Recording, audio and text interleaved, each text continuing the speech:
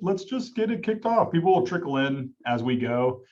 So hello, everybody that is here. I think we actually do know just about every single person in the room.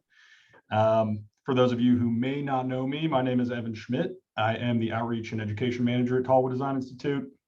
We're doing another meetup and very excited for this one. Actually, I have to give Judith the credit for the idea and basically organizing it. So I will truly call Judith my co-host today. And the topic is going to be MPP workforce housing, specifically in Milwaukie, Oregon. So we've got a couple speakers today. We've got William Silva from Swinerton Builders. You know, Mark Fretz from UO is going to be speaking. Simone O'Halloran, who's currently a graduate student at U of O, doing her MS in architecture and currently, I believe, working as well. Simone, correct me if I'm wrong. And working on this project. Yep. Yeah, and I know Jennifer Dillan, who will not be able to speak today, and Judith might clarify, but she's with Wild Hair Development. So she's part of this project as well. She'll be listening in. And then, of course, TDI's Director of Design, that's Judith Sheine, who's going to be also presenting. So it's exciting to get somebody in-house for one of our meetups. So Judith, maybe I'll hand it off to you and you can tell us a little bit more about what we're discussing today and we'll go from there. Great. Thank you, Evan. And thank you for this invitation to speak on this project, which we've been working on for a while now. Right. So I thought I'd do a brief introduction of the team to start. So as like all projects, you know, they take a big team of people working on them in one way or another. So we have the development team from Homework Development, Jesse Ledesma and Jen Dillan. Jesse Ledesma is out of town and Jen has a commitment which allows her to listen in but not speak. So we apologize for that. But, and Mark Fretz is actually part of this development team as well as part of the R&D part of it. So he's going to wear both hats today. Mark Fretz is a research faculty member in the U of O Department of Architecture with the Institute for Health in the Built Environment and works on a huge variety of projects, but quite a few of them concerning mass timber. Another one of them is a project looking at retrofitting 2 and 3 story multi-unit apartment houses, lightwood frame ones up and down the West Coast for both energy and seismic upgrades. And of course, this project, which we've been working on for a while. I think everybody here knows William Silva. I'd be very surprised if anybody here does not know William Silva. William Silva is with Swinerton, has been involved early and quite a lot with mass timber, and of course was very critical to the founding of Timber Lab, and has been working with us, providing incredibly valuable technical help on the project.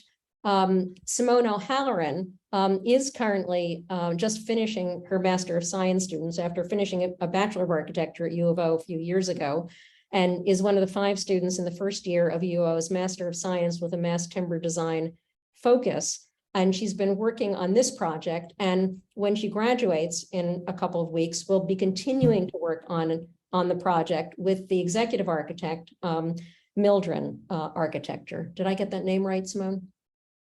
Mildren Design Group. Yeah. Mildren Design Group. Mm-hmm. Right. And there's one other person who's been involved in this, who's Professor Michael Gershfeld, who is a professor of civil engineering at Cal Poly Pomona, who has been a consultant on all of my design studios and also on this project, which has also been very helpful. So instead of giving you a big overview of the project, I think Mark is about to do that. So I think what I'm going to do now is pass it off to Mark Fretz, who will also be controlling the slideshow. I'm going to pass it off to Mark to tell you about the project. Wonderful. Thank you for the introduction, Judith. Can everyone see my screen okay? Yep. Okay, perfect. So I wanted to start with this image because this really kind of sums up the work that we're doing. These are images actually right down the street from the University of Oregon in Portland on the top. And then, of course, images of fire, forest fire in Oregon and climate related issues. So we all know that we have some big challenges to address globally and within our communities. And a lot of these challenges run through housing. Climate, housing and health are pretty interrelated. So we started thinking about this project a number of years ago, really systematically, and thinking about how can we really think broadly in the actions that we take to try and address multiple crises with solutions that we develop. A few years ago, actually, the city of Milwaukee, this is about 2016, was also, facing these challenges that we all are facing on the West Coast. And the community began down a path of visioning and action to develop an updated comprehensive plan that would be a plan that would take them into 2040. So, by the way, this is Milwaukie, Oregon, right a stone's throw away from downtown Portland. It often gets confused with Milwaukee, Wisconsin, which it's not. This is an Oregon community, and really close to my house here in Portland. So this visioning that was begun in 2016 involved thinking expansively, boldly, systematically. And as a property owner in Milwaukee, I was also a stakeholder with kids in school in Milwaukee and a wife who works in Milwaukee. And I began engaging in some of these town hall visioning sessions early on. I know Jen Dillan, who's on the call, and one of our team members was really engaged in this, and I was only kind of partially engaged, but I started in on these sessions early in 2016, thinking about how this community might respond to multiple issues, and how that would impact their comprehensive plan, and how that comprehensive plan then would convert to the land use code that would ultimately be rewritten to reflect that comprehensive plan. So the vision and action plan developed what they call a quadruple bottom line, which was people, place, planet, and prosperity. And this was really a bold strategy to really think about all these issues, kind of interconnected issues, systematically. So the project that we'll discuss today doesn't impact every single one of these, but really impacts quite a few of these. And I've highlighted some of the relevant ones that are relevant to housing anyway, and to the type of micro communities we're trying to develop. The city really placed a high value on housing that created vibrant community, diversity, and was affordable, maintaining a small neighborhood feel. And so these are people in place, and they also had planet. So there was a high priority placed on maintaining a connected tree canopy, for instance, developing a community that produces more energy than it uses, and resilience and equity. So some really bold goals in their vision and action plan. This is an analysis produced by Milwaukee in 2016 that shows that most housing in Milwaukee is single unit detached, followed by multi-unit at a much lower rate. So there are a few other housing options, but really these are very, very few in the city. So there was what was called a missing middle housing that they hope to address with new code language. Furthermore, if you look at the median sales price, these are 2018 numbers, the housing that was available was out of reach of most working families, and it still continues to rise. So the comprehensive plan that was finally adopted during the pandemic, a number of meetings that had to go online and things that were done during the pandemic. So a really heavy lift to get this whole plan adopted. So in 2020, the plan had a section that was devoted to housing goals and policy. And so those main goals were equity, affordability, sustainability, and livability. During the time of the comprehensive plan in 2018, I and Jen, who's also on the call, were asked to be stakeholder advisors to a study that was a Milwaukee cottage cluster housing study that was funded by the regional government Metro to examine their existing cottage cluster code and determine feasibility for affordable missing middle housing under this code. So since I had property and Jen had property, we were asked to be part of this. And the three lessons that came out of the study were that they had an existing code for cottage cluster housing, but that code, the way it was written, in 2018 anyway, had large sites that were limited by the current code number of units, which were 12. So if you had a really large site and you can only put 12 units on, you still had a lot of land that wasn't used very wisely.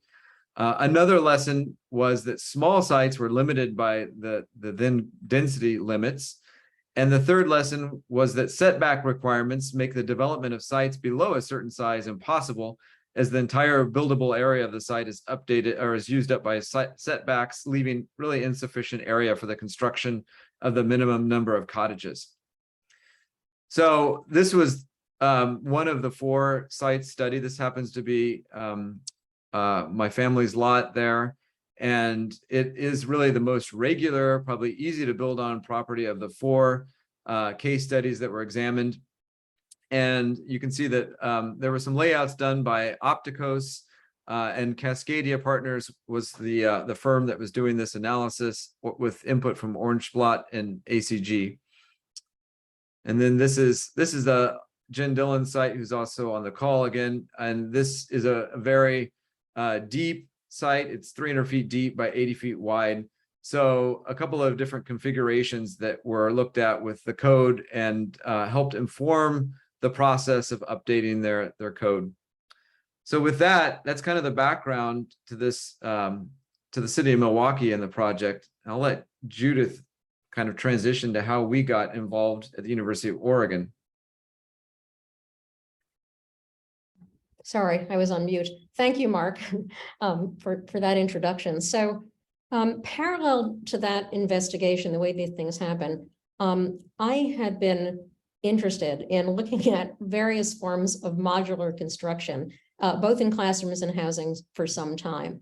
And in 2018, and actually it started before that, but in 2018, of course, the Frere's mass plywood facility that you see here started to develop this new mass timber material, mass plywood panels, which got certified for use in July 2018. And it was a very interesting material. And next one, Mark.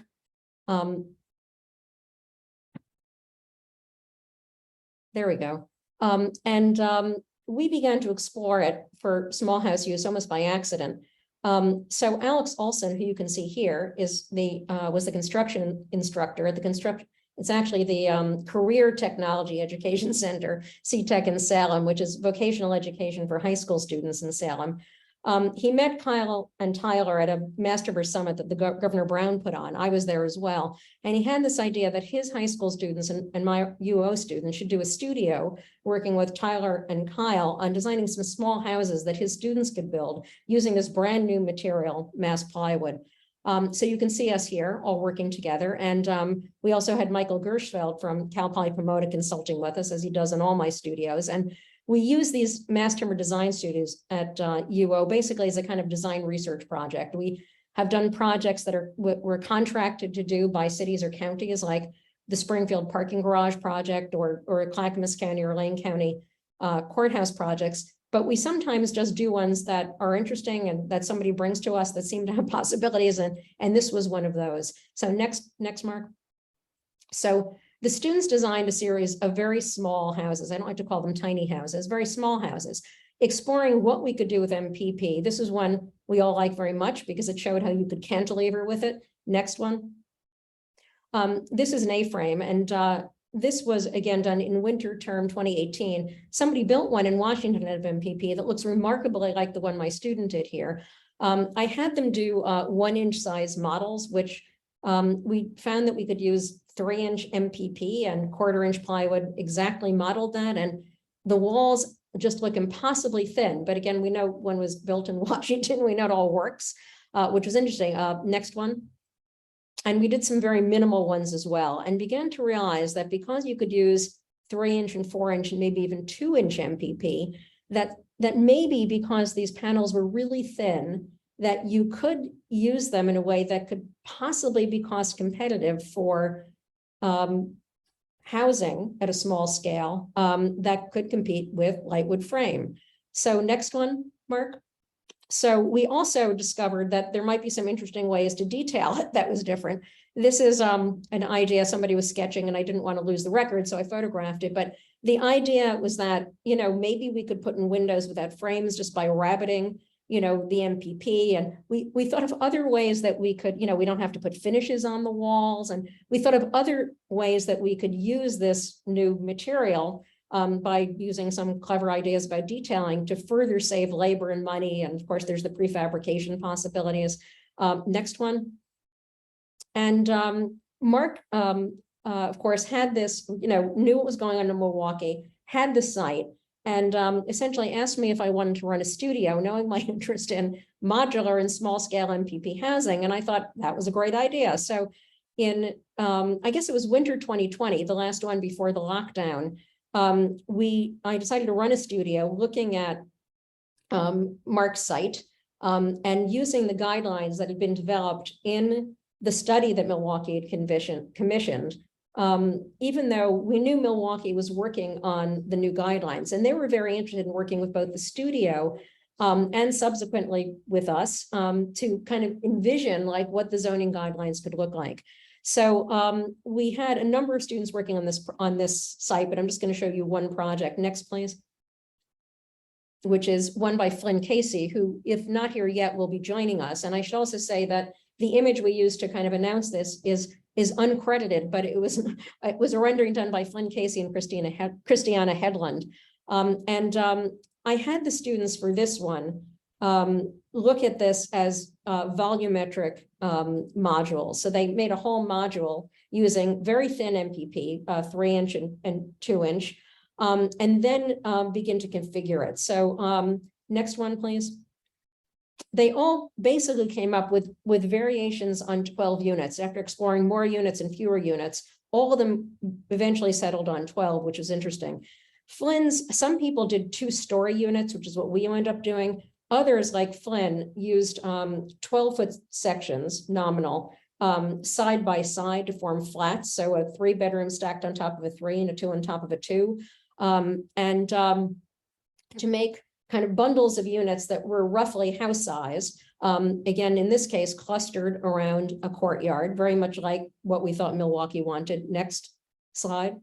And you can see that, we made them at modules, asked the students to lay out how much MPP they would be using and try to waste as little as possible. And we used kind of some very simple sections to describe what we were doing and about construction. Next, please. And you can see that one advantage to putting them side by side is that you can actually open up the space horizontally. And, we made these bundles that we thought would be more palatable in the neighborhood than tiny little pieces by making them, 2 units together to make something a little bit more house-like. And there are a number of other projects, but this one, actually, next slide. We also got a grant on campus to look at something called Open Home, basically taking this kind of project and looking at how you could make microgrids out of it for solar and do special water treatment and other things. You can see that we actually had Flynn retrofit his rendering to show all this and how it could be done. And Mark will be talking about a number of things, mostly about the energy issues that we're trying to address in these units with some more R&D a little later. Okay, next slide. So after the studio, we of course went, virtual. But Mark decided we should really try making this into a real project. And at that time, the way these usually work, and essentially accidentally, we met Jessie Ledesma, who is a developer, very interested in affordable housing, and particularly in mass timber. And she joined with Jen Dillan, who's here with us today, but not speaking, I think. Is that right, Jen? Yeah. Jen Dillan from Wild Hair Development. Who owns this other site a couple blocks away, the Harvey site. And we started out thinking that these would be working with Milwaukee, thinking that we'd make cottage clusters. And we had an idea that would make a 2-bedroom unit, a 3-bedroom unit that were very, very similar. And then some would be freestanding and some would be essentially duplexes. And we looked at them, arranging them very carefully on the site, trying to avoid trees, which we didn't want to cut down, without yet really knowing what Milwaukee was doing. So next one, please. And we looked at, ways of making these very simple units with minimal cuts and also making interior partitions as much as possible out of mass plywood. Next, please. And as we worked on this, we got iterations of what Milwaukee was doing with their code. And each time the code came out, we began to make alterations to it. So in this one, we were thinking that we were really looking at what Milwaukee eventually was going to want. And we, used the units that we had developed to make this site plan. Next one, please. And then we decided that really for replicability and repeatability, it made more sense just to make all 2-bedroom units and to have as much repeatability as possible. Because the idea of this is what you're trying to, this is a very important point I forgot to make, which is that the idea was to make this attainable housing, workforce housing for middle-class people who, could not afford really anything around Portland anymore. And this is for about 80% aimed at people who earn about 80% of the area median income. So we were trying to make these very affordable. And the idea is the more repeatability we had, the better. So we went to all 2-bedroom units. And then there was a new version of the zoning code came out. And we found out that we could not, in fact, in a cottage cluster development, do attached units or duplexes. So next slide.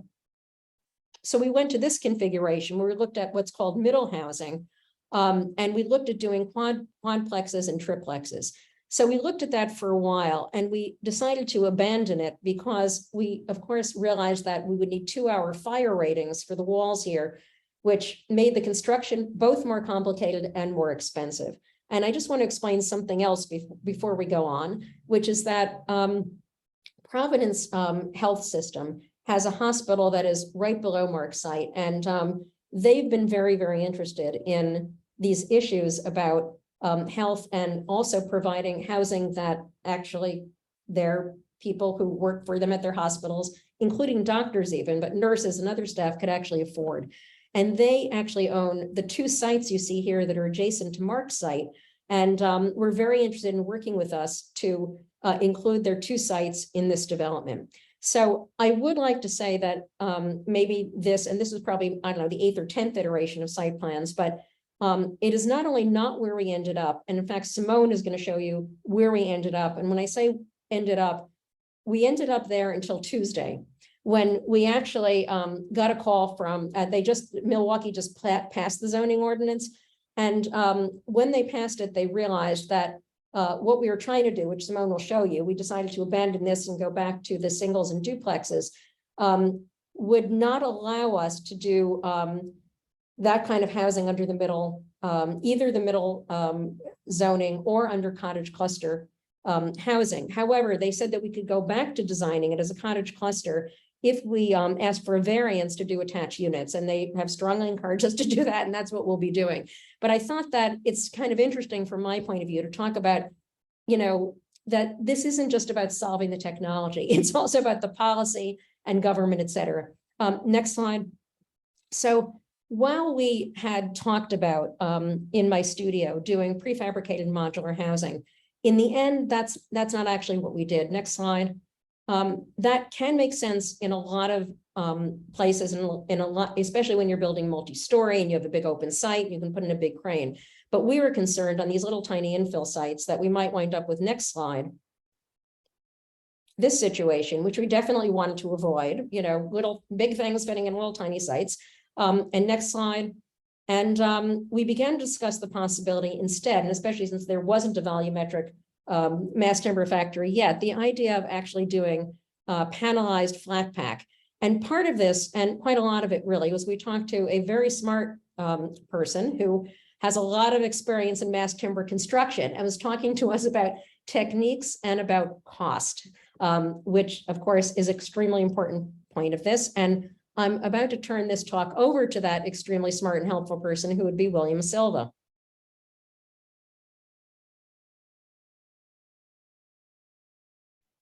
Thanks, Judith.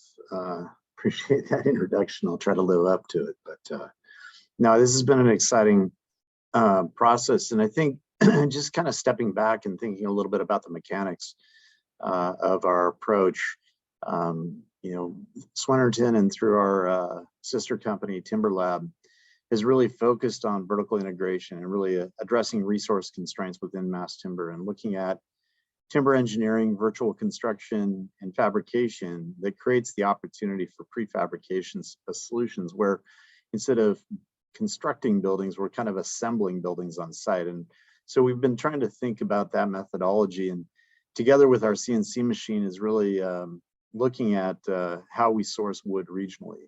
Frères has been a great partner both in this project and on a number of projects that we've executed together on. And I think it's been great to really understand that aspect of the supply chain. But as we look at the supply chain, that assembly piece is also important. Next slide, Mark. And I think one of the things that we look at as an opportunity with mass timber is that we're really looking at training a new workforce. And this is an opportunity to address social justice and really look at how we can work with our community to really focus on both everything from grassroots programs with Urban League to wood sourcing, working with ONAC. But also we just completed a very successful Skillshare program with NAMAC, where we were able to work with potential contractors looking at creating installers that can deliver these modular housing projects that we're approaching. So next slide. You know, and the goal here really is looking at how we hit that missing middle and develop workforce housing. And so a lot of what we've been looking at and working with our partners here in our region is simultaneously solving for different scales of projects. And so we've been looking at everything from the MPP housing that we're talking about today to an 8-story workforce housing in Seattle that on Capitol Hill that we're actually in construction on. And we'll be going vertical in less than a month with the mass timber. But the first type 4C mass timber structure under the new code. And it's really been exciting to take these different projects and really share solutions across them with the many teams that we're working with. Next slide. And that's really started to come through in how we're pushing the boundaries geographically. And you know, with over 25 mass timber projects complete and over 40 in design and construction, it gives us a window into a lot of innovative solutions that we can bring back to bear on projects like the one we're talking about today. But I think that expanding footprint is also giving us a better understanding of supply chains. And that's why some of the flat pack approach rather than volumetric modular, we think is really a solution that allows this to deploy further out from location. A lot of times with volumetric modular, you can have a challenge associated with the shipping aspect. Next slide. A lot of this comes also with kind of pushing boundaries with research and development. And so those innovations allow us to better understand the materials we're working with. These are some of the more recent ones, but there's a number of research projects that we're involved with, you know, from the Near East Shake Table testing that's coming up in July to the 3-hour fire rated glue lamp that we used on the Ascent, which was a 25-story mass timber building, 19/6 in Milwaukee, Wisconsin, the other Milwaukee.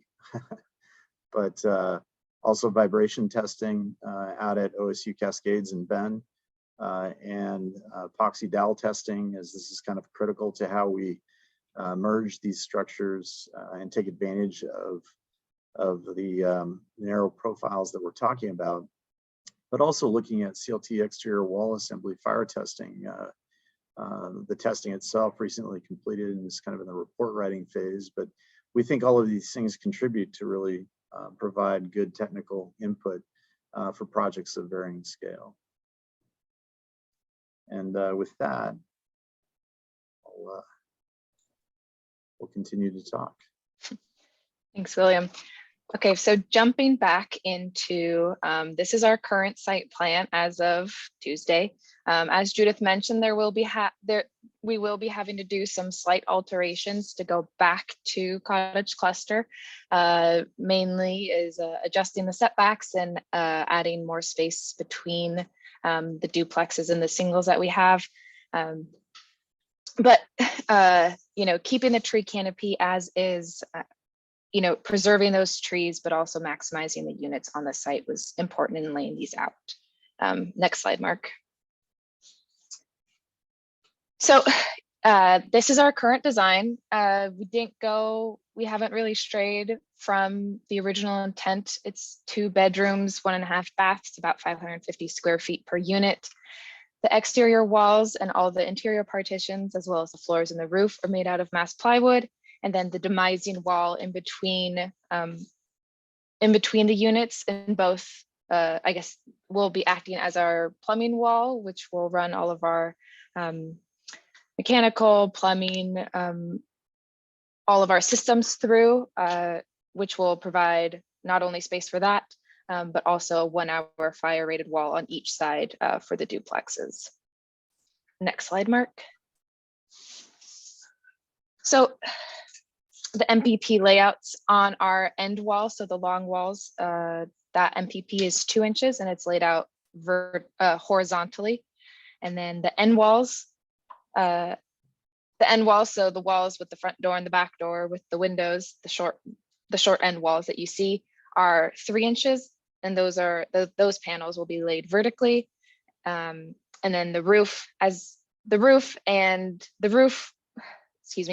will be 2 inches of MPP, and the floors will be 3 inches. And at this point, we re-engaged Professor Michael Gershfeld to run preliminary structural analysis, which gave us these MPP panel thicknesses. Next slide, Mark. And then more axons of our MPP panel layouts. So all of our interior partitions, including doors and the beams, will be out of mass plywood, all 2 inches currently. Next slide, Mark. So these are the elevations of the duplex. Out front and out back, out front, there's a polycarbonate canopy that will provide shelter. And with this panelized construction, limiting the opening. So having our windows and doors stacked vertically to maximize the MPP panel that's going to be used structurally. Next slide. And here's the sections. Pretty simple. The floor to floor height on the first floor is 7'9", and then it opens up to the vaulted roof above. Next slide. And then here's a rendering inside the interior courtyard of the 36th Avenue Mark site. We're still playing around with facade materiality. I think we're leaning towards T111 potentially, or we're open to a lot of different options. But you kind of get a sense of the building scale in this rendering. Next slide. And then, as mentioned earlier in this talk, so I have been lucky enough to be the graduate assistant on this project since really September of last year, working through schematic design and design development.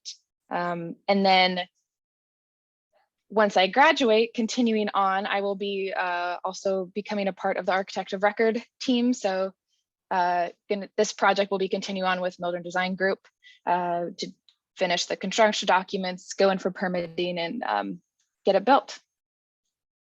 And now back to Mark to talk about some of the innovative energy analysis that he's been running. So yeah, thank you, Simone. Yeah, so I guess I want to talk about a few different things. We really, as I started out, want to think really expansively about what we can do to innovate on this project. And so fortunately, we happen to have some really great collaborators and a great lab to be able to test some of these ideas in Corvallis. And so this is just one one kind of, let me see if I can turn the sound off and run this video, where we're testing, you know, the 2-inch MPP. Whoops. Okay, just jumped ahead, but we're testing the 2-inch MPP in terms of the panel cuts. This was for another project, but a similar layout. And then we're also looking at different options for insulation, for outboard insulation. This is a rigid wood fiber insulation that we tested on a similar project, and this is Styco, and it's a rigid insulation. So we wanted to see how it might mill if we would adhere that to the MPP and mill everything together. So those were a few tests that turn that volume off, but few tests that Phil Mann in Corvallis at Tallwood ran to test the milling, and it actually milled really, really nicely.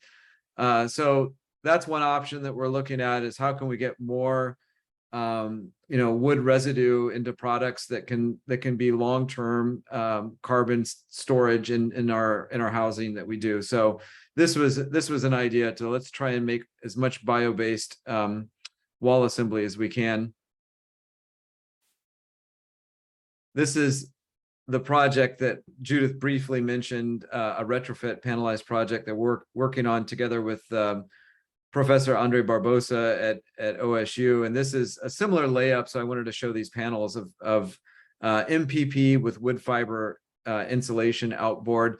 Our wall panels will be thicker insulation for the housing than this. This is a retrofit, so we don't need quite as much insulation, but ours would be thicker than with a rain screen. So what we're interested in with this is really how we can pre-install windows and doors and have the panels come on site, like Judith mentioned, more like IKEA furniture and flat pack. And we're also really interested in the thermal performance of using MPP as the backer with an outboard insulation that wraps the whole building with fewer joints and seams, that we can hopefully be able to control the infiltration better for the housing. So that's what we're looking at for the energy piece. We've done a lot of work with Tallwood in the past on a number of different research projects. This is one that was funded by an ARS grant, and Denise Blankerberger was the student researcher who did this, that looked at the impact of wood on one's view and one's thermal comfort and thermal perception. So this idea of biophilia, that we would have exposed wood indoors and not have painted drywall everywhere, would allow occupants to have more, we hope, comfort and also biophilic response indoors, and also lower the embodied carbon overall with removing the drywall. So that's another aspect of this that we're interested in. We're doing right now a mock-up that was funded by Energy Trust of Oregon to really start to look at the window assembly. We want to ultimately achieve a higher performance window with a lower cost window by using the MPP itself as part of that window frame. So really trying to integrate the lower cost window into the frame itself. And then we have this idea of an energy shutter inside that would help add another layer of energy control, and also lighting modulation for that. So you can see in these images, this is going to be a small mock-up that we hope to do at Tallwood this summer. And you can see also this continuous insulation around the whole envelope that helps us maintain that envelope control a lot better, we suspect, than a framed assembly. As part of that Energy Trust grant, we also have funding where our lab, the Energy Studies and Buildings Lab in Eugene, and Alan Mahick there is doing an energy model. We really want to try and get to the DOE Zero Energy Ready Home standard. So we're looking at this in 3 zones. Basically, there's an upstairs, downstairs, two zones, upstairs and a downstairs zone that are connected with basically a stack effect of the stairway. And we want to do a lot of passive ventilation strategies for this unit to try and reduce our operating costs. We also have this idea, as Judith mentioned, of doing microgrids, the ability to do some innovative things when you develop, say, 10 houses on a site versus 1, and starting to think about those as districts, and how might you even implement district heating and cooling that could reduce the overall mechanical footprint and mechanical usage. So something that we're exploring. There's of course costs, and Swinerton is helping to guide us with costs. When we come up with some crazy ideas, we try to get real again and understand what makes the most sense, but really trying to throw the crazy ideas out there. The solar microgrid is another one that we're talking right now with energy design in Eugene to look at the site holistically, so we can preserve tree canopy and see which units would be able to get enough solar exposure to make it worthwhile to install PVs, and how we can treat this as a whole microgrid, so that those owners that can't get PV on their roof can still benefit from PV by everybody purchasing that PV together and benefiting monthly from the production. So really, we want to push on affordability in many realms, and that's also the operational realm, the energy, outlay that tenants have to pay every month. So that's another aspect we're looking at, and also that allows us to preserve a lot of the mature tree canopy, which is a big priority in Milwaukee's vision and comprehensive plan. Right now, we're also looking at the moisture analysis for these wall assemblies. Dale Northcutt in our Energy Studies and Buildings Lab is doing this. He's doing a lot of woofy runs, looking at moisture migration through these assemblies, whether we use mineral wool outboard insulation, or whether we use a wood fiber styco insulation, where to put the weather barrier, how does that impact moisture buildup over time, and how does that moisture translate into potential mold issues that we might see. So this is an interesting chart here, which you can see was it's a mold index by Vitanen et al. From 2015, and basically the index is 0 to 6, 0 being no growth of mold and 6 being heavy and tight growth coverage over the whole surface. So basically between 0 and 1 is where you want to be, and to have no growth or small amounts that are only so small you can see them with a microscope in initial stages of growth. And this has to do with humidity over time, and we were looking at all the wall surfaces. This option where you see the red line is with the weather barrier outboard of wood insulation. And it turns out that in these runs so far, the potential for mold growth using these this index is very good. I mean, low potential. So the outcome is really almost 0. So that's great. That was good news. And this is actually a study that we looked at for the wall and the roof assembly. In using rock wool, which is another option we're looking at, where the weather barrier would be right up against the MPP. We also had right at 0. If you zoom in, you see a few little peaks, but they're so close to 0, you have to really crank up the scale to see them. So this is very good news. We do think that, in areas where there's fire risk, we would probably want to have a metal panel outboard and rock wool to help with the fire resilience in those areas. So we're exploring a couple of different options of wall assemblies for these units. So this is an example of how we're really trying to bring a lot of resources to bear at the university for research, and then work, of course, with industry to understand whether the ideas are practical, what the cost implications are, what the constructability implications are, and then actually try to get a project together where we can have a demonstration of how these things work. So with that, that's the presentation I believe that we have today, and I hope we can have some time for questions. I'll turn it over to Evan or Judith. Yeah, back to me, Mark. I just want to say a few things at the end of this, is that we wanted to present this as a team because we do want to emphasize that not just mass timber projects, but particularly mass timber affordable housing takes huge efforts. And while we discuss, we address design research, a lot of technical issues, government policy is critical to this, right?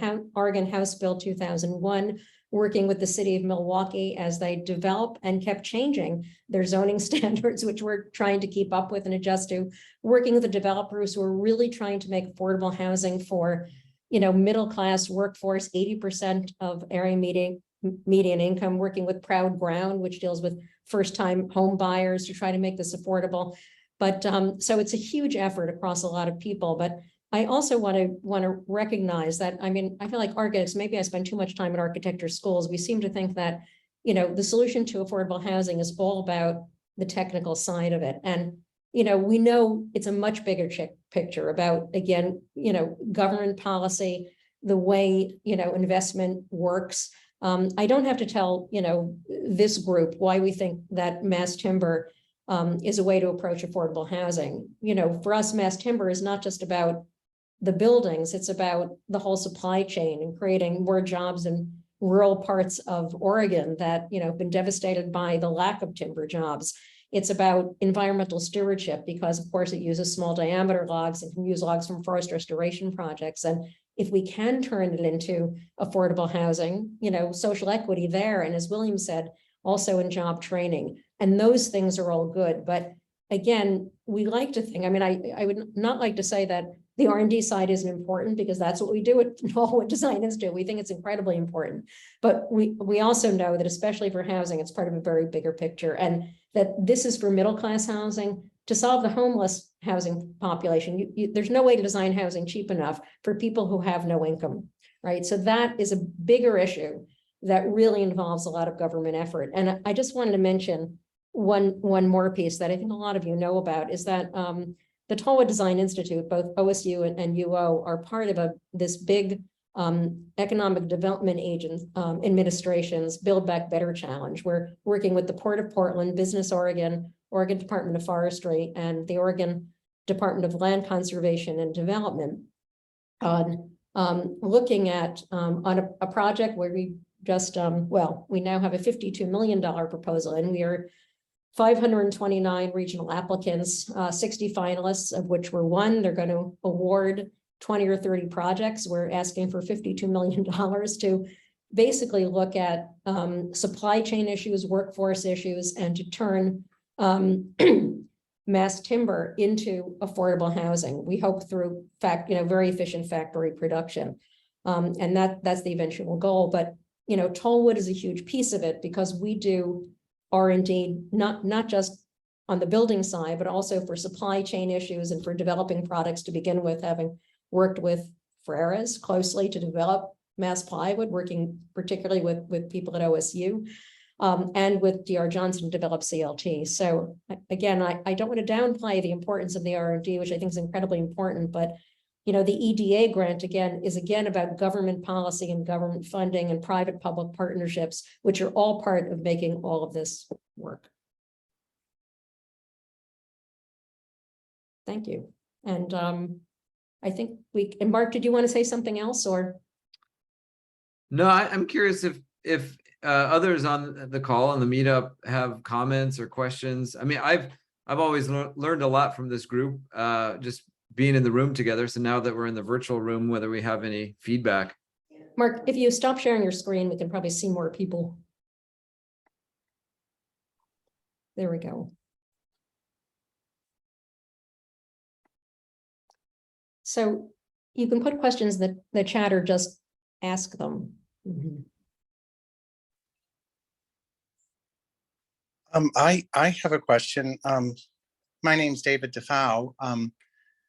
I'm just sort of here looking. I mean, I have some properties in Portland that maybe like the example of the one in Milwaukee might be large enough to put cottage clusters on or small apartment buildings. And I certainly have an interest in helping build inexpensive housing.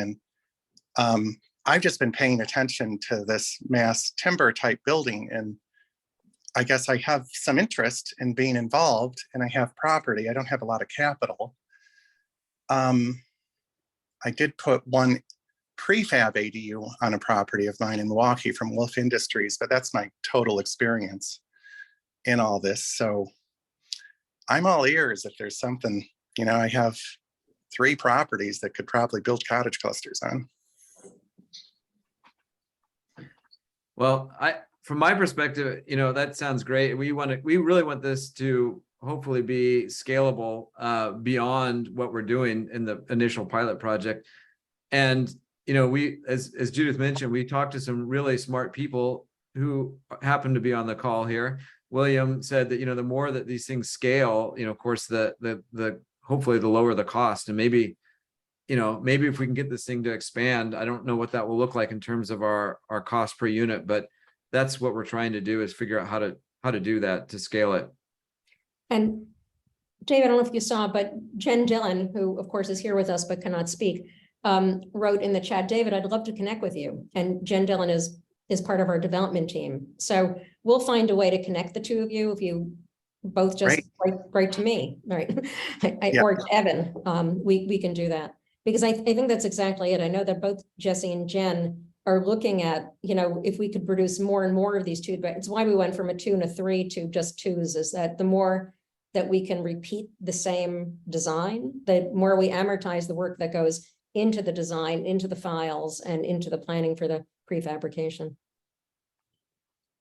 Okay, great. I mean, I see Jennifer's contact information. I will contact her. Thank you so much. Good. Mhm.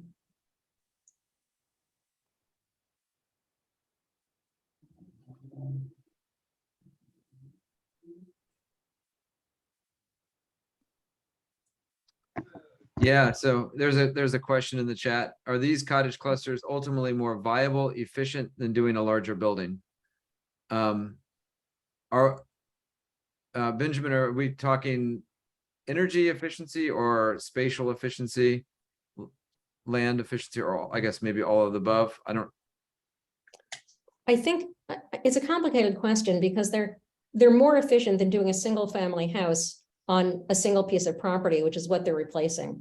In other words, the zoning does not allow for multifamily units, right? So, it depends what you mean by efficient. Again, the idea of these is that if you can amortize the cost of the land, which has become very high, by building a bunch of smaller units on the same piece of land, that's a more efficient use of the land cost. And by repeating the units, it's a more efficient use of materials, design time, everything you can think of. Doing a larger building, you'd have to compare the cost of doing a larger building, for the same, what each unit cost would be. And that would also depend on the cost of the land, right? And, lots of other things like permits and entitlement cost in the area. So it's in a way, it's kind of an apples and orange comparison. They can be efficient in different circumstances. Yeah, and I don't think that we're going to beat the efficiency of a multifamily, multi-story unit, building.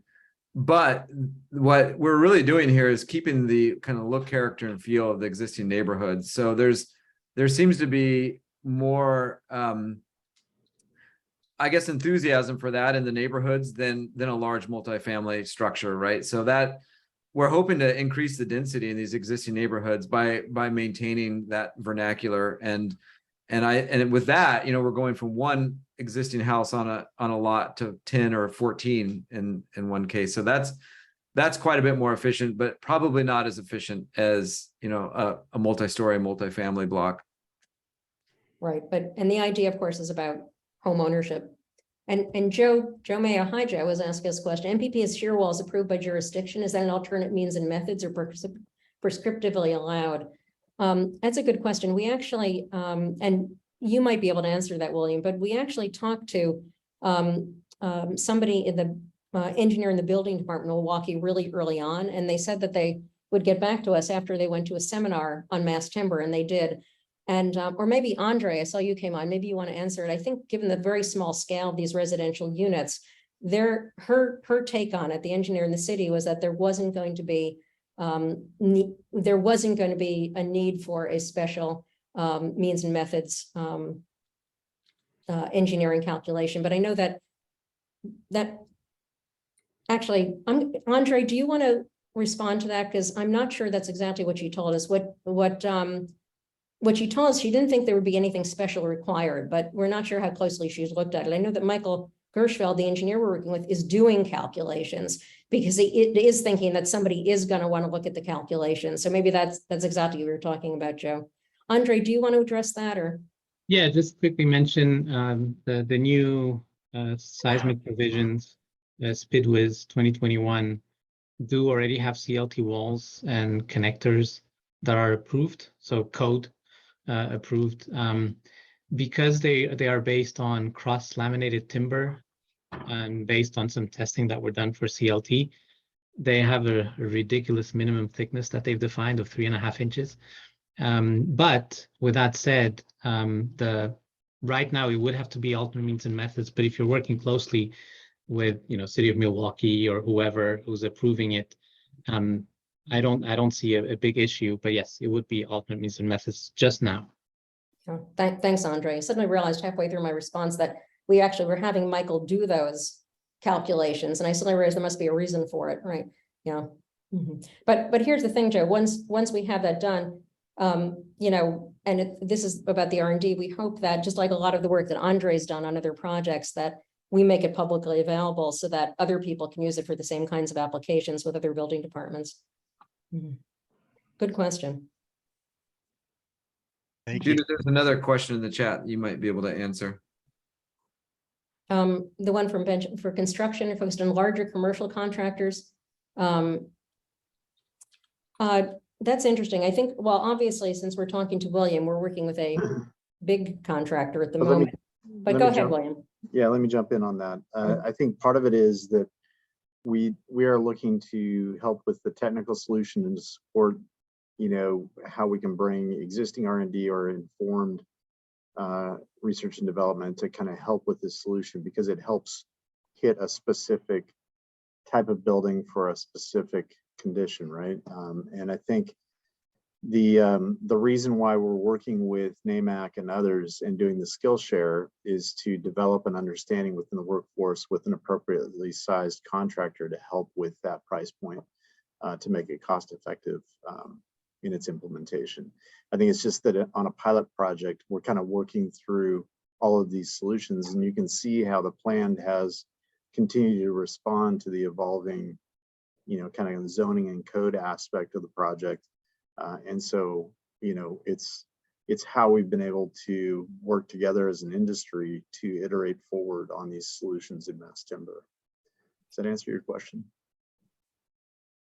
Yeah, and actually to follow up on that, William, the funding that we've asked for this project in the EDA grant is actually to do prototyping, so that we want to do a kind of what Mark calls a Frankenstein prototype first, where we try a bunch of different things and see what works. And then we really want funding to do one where we can really figure out labor, materials, construction equipment, everything involved. And we hope to be able to use that also, not only to really figure out what it would cost, but also for training purposes to see if, in fact, we can, if it's simple enough that if the panels are prefabricated, if lots and lots of smaller contractors can also put these up in on site and in the field. So if we hear in June whether we're shortlisted or not, then we don't hear until September whether we've gotten the funding and how much if we get the funding. But that's one of the ideas, is that we're doing the same thing on the retrofit project, where we've done the first stage of mock-up through a wood innovation grant from the Forest Service, and we put in money for a request for funding for the second phase, which would be the same thing, where we actually put up a 3-story version and really figure out what it's going to cost and what the construction methods are, and see if we can make it simple enough for almost any contractor to do.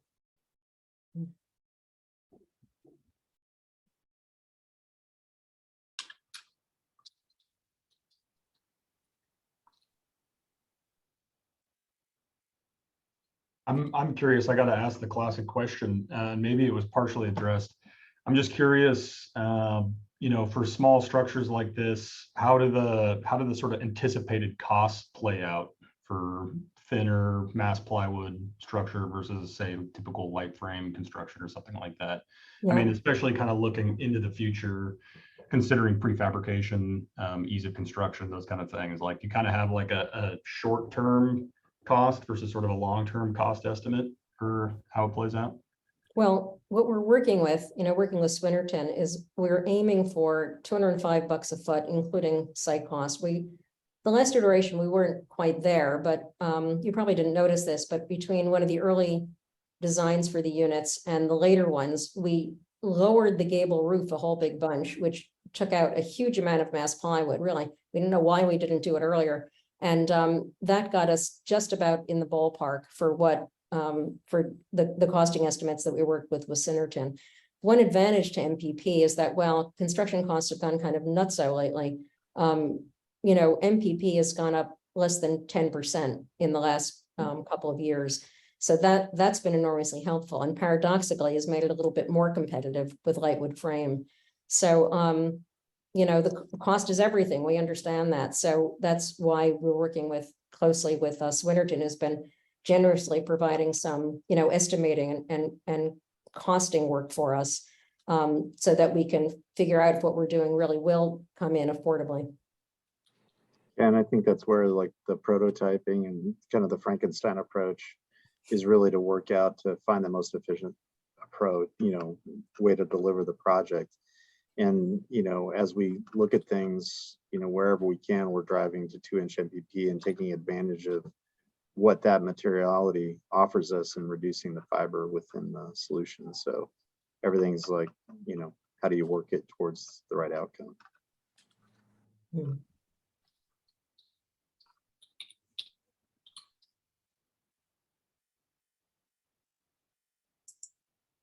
And that's also why you do a pilot project, right? Because even if you do the mock-ups and the cost estimates, you don't really know until you build the first one. And that's why we're really grateful to Jesse Ledesma and Jen Dillan for being willing to kind of take a risk and being dedicated to it and figuring out a way to make this work. I mean, they could just do market rate, right? But they're trying to make it work for 80% of area median income, so that, you know, people can actually afford to buy houses who are, you know, working at, you know, middle-class jobs. So we know it's a development risk, and we certainly hope it's all going to work. Mm-hmm. I should mention one more thing an important thing that I forgot to mention is that the R&D piece of this that we're doing at UO is going to be open source. We'll have the IP on it, but it's going to be, the idea is to make the license free for use in Oregon with probably a nominal fee to use out of state, because a certain amount of state funding has gone into the design of it. You know, UO salaries, for example, and money from the legislature for the Tallwood Design Institute. So the idea is that the design work, the R&D, will be out there for public use.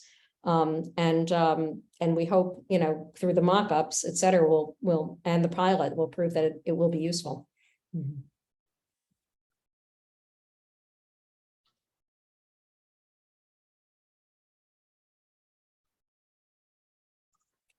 So Evan, I think we might be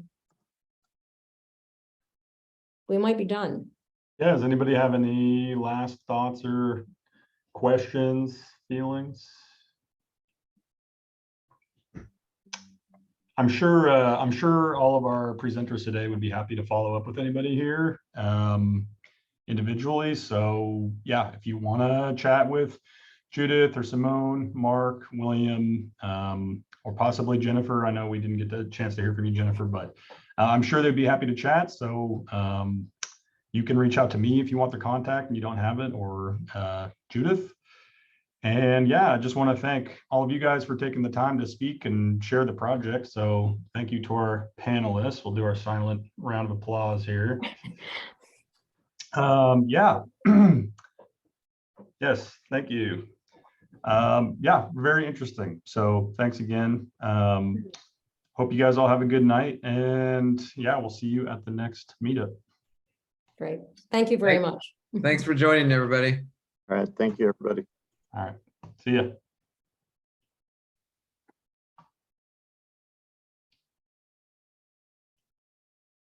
So, Evan, I suddenly realized that we did not get Ian today. Yeah, I know. I'm going to stop recording here.